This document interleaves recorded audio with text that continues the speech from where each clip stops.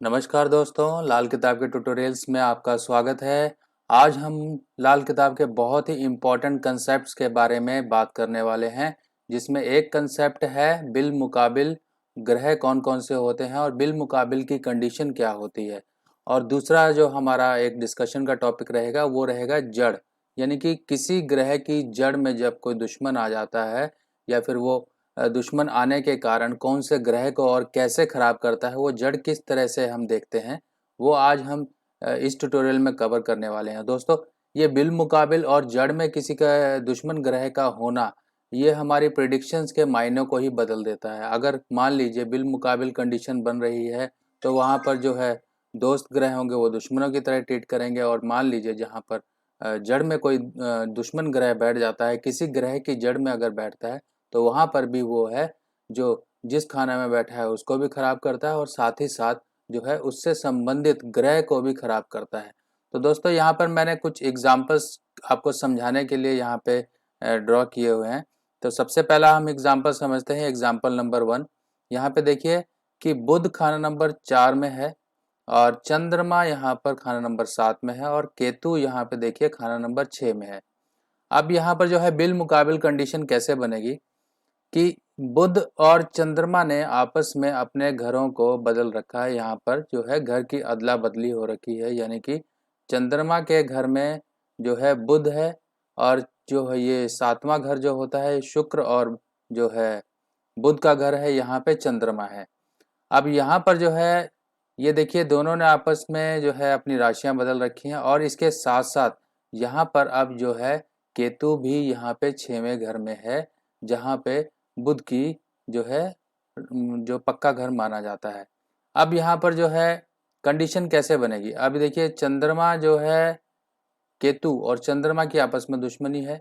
जो है चंद्रमा और केतु जो है, ये केतु जो है चंद्रमा का दुश्मन ग्रह है।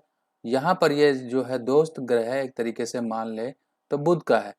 पर अब ये कंडीशन क्या होगी कि दोनों की, मान लीजिए यहाँ पर जब दोनों ने घर अदला बदली कर ली है, लाल किताब में ये उसूल है जब कोई दो ग्रह आपस में अदला बदली कर लेते हैं, तब वो जो है ग्रहों, जो दो घर हैं जिनके बीच में अदला बदली हुई है, उनका नुकसान नहीं करते हैं। पर इनके बीच में अगर कोई दुश्मन आ जाए तो वो दुश्मन जो है इनकी दोस्ती को दुश्मनी में बदल देता है।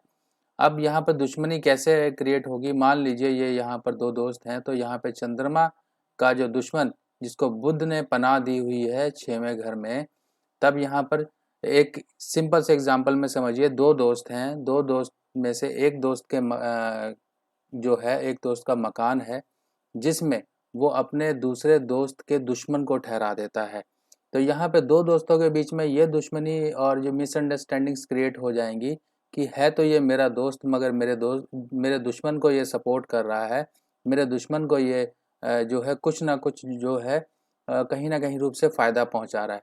तो यहाँ पर दो दोस्तों के बीच में एक दुश्मनी का भाव पैदा हो जाता है, जो कि बिलमुकाबिल कंडीशन कहलाती है। यही एक बिलमुकाबिल कंडीशन जो है दो ग्रहों के बीच के असर का जो है नेगेटिव रिजल्ट देना शुरू कर देती है। तो हमें ये चीज़ें बहुत ज़रूरी होती हैं कि हम इनको देखें और साथ में समझें कि बिलमुकाबिल कंडीशन बन रही है कि नहीं बन रही है। यहाँ पर हम दूसरा एक एग्जाम्पल देख लेते हैं कि यहाँ पे देखिए शनि जो है सूर्य के पक्के घर में है और जो है सूर्य यहाँ पे शनि के पक्के घर में है। अब दोनों आपस में दुश्मन हैं, मगर यहाँ पर जो है दोनों ने घर अदला बदली कर रखी है। जब कोई दो ग्रह आपस में अदला बदली करेंगे, चाहे वो दोस्त हो या दुश्मन हो, इन दोनों की अदला बदली अगर जो है बिल मुकाबिल कंडीशन से परे हो रही है, तो ये एक अच्छे रिजल्ट देने वाली बन जाती है। मगर यहाँ पर देखिए कि राहु जो है खाना नंबर 11, जहाँ पे शनि की भी हैसियत मानी जाती है, तो यहाँ पर जो है राहु खाना नंबर 11 जो कि सूर्य सूर्य यहाँ पर राहु की आपस में दुश्मनी है। तो यहाँ पर जो है शनि और सूर्य, मान लीजिए कि इन लोगों ने आपस में ग्रह जो है घर जो है बदले हुए हैं, मगर यहाँ पे सूर्य जो है शनि के भाव में यहाँ बैठकर इन दोनों की जो दुश्मनी किसी तरीके से दोस्ती में कन्वर्ट हो रही थी, वो भी यहाँ पर जो है राहु के होने की वजह से, शनि के घर में होने की वजह से यहाँ पे बिल मुकाबिल जो है दोनों ग्रह बिल मुकाबिल कंडीशन बना रहे हैं। तो इन चीज़ों को समझना बहुत ज़रूरी हो जाता है। अब इसके साथ साथ और भी एग्जाम्पल हो सकते हैं, एक से ज़्यादा ग्रह भी हो सकते हैं बिलमुकाबिल जो कंडीशन बना सकते हैं। तो उनको हमें समझना पड़ेगा कि मान लीजिए एक सिंपल सा एक एग्जाम्पल है कि दो दोस्त हैं, जो ग्रह हैं जिन्होंने आपस में राशि अदला बदली करी है या उनके पक्के घरों में बैठे हुए हैं, और उनके साथ साथ उन्हीं से संबंधित उन दो जो घर हैं, उन जो दो ग्रह हैं, उनके संबंधित घर में से कोई भी अगर दुश्मन बैठा हो उन दोनों का, तो ये बिलमुकाबिल कंडीशन हो जाएगी। तो दोस्तों आई होप आप लोगों को ये पसंद आई होगी। अब हम नेक्स्ट एग्जाम्पल पे चलते हैं, जो कि है जड़ में दुश्मन। देखिए, जड़ में दुश्मन होना ये काफ़ी घातक सिद्ध हो सकता है। जड़ में दुश्मन होना ये पितृ ऋण भी बनाता है, ठीक है, जो पितृदोष के कारण है उनमें भी बनाता है, जिसमें बुध का या फिर और ग्रहों का, शुक्र का, जो कि बृहस्पति के दुश्मन है, उनका कहीं पर भी जड़ में आ जाना, तो ये यहाँ पर एक ऋण की संभावना बना देता है, और साथ में जड़ के साथ साथ ग्रह को भी खराब करता है। यहाँ पे देखिए जड़ कैसे बन रही है। खाना नंबर 2, 5, 9 और 12 ये बृहस्पति के पक्के घर हैं, और यहाँ पर अगर मान लीजिए बृहस्पति के दोस्त भी बैठ जाएं 2, 5, 9, 12 में, आपने देखा कि यहाँ चंद्रमा देखिए कितनी अच्छी स्थिति लिए बैठा है कि चंद्रमा 9वें घर का है, गुरु 5वें का है, यानी कि दोनों के दोनों शक्तिशाली हैं, दोनों के दोनों अच्छे हैं, उम्दा एक तरीके से आप इनको समझेंगे।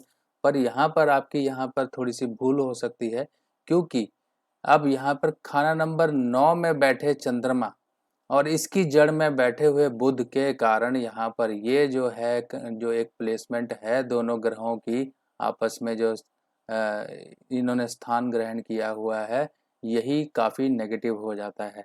अब ऐसे केस में ये एक पितृ ऋण का भी कारण बनता है, क्योंकि ऋण कारण जो बन रहा है वो बुध की वजह से बन रहा है। बुध ने यहाँ पे जड़ खराब कर रखी है गुरु ग्रह की। कैसे? आप समझिए कि 9वां खाना गुरु का हुआ जहाँ पे चंद्रमा है, पर चंद्रमा का घर जो है एक्चुअल में वो बुध ने वहाँ पर उसकी जड़ खराब कर दी हुई है। तो इसको हम समझेंगे, ये चीज़ें आगे भी आपको रिपीट में आएंगी कि आपने कैसे इस तरीके से देखना है।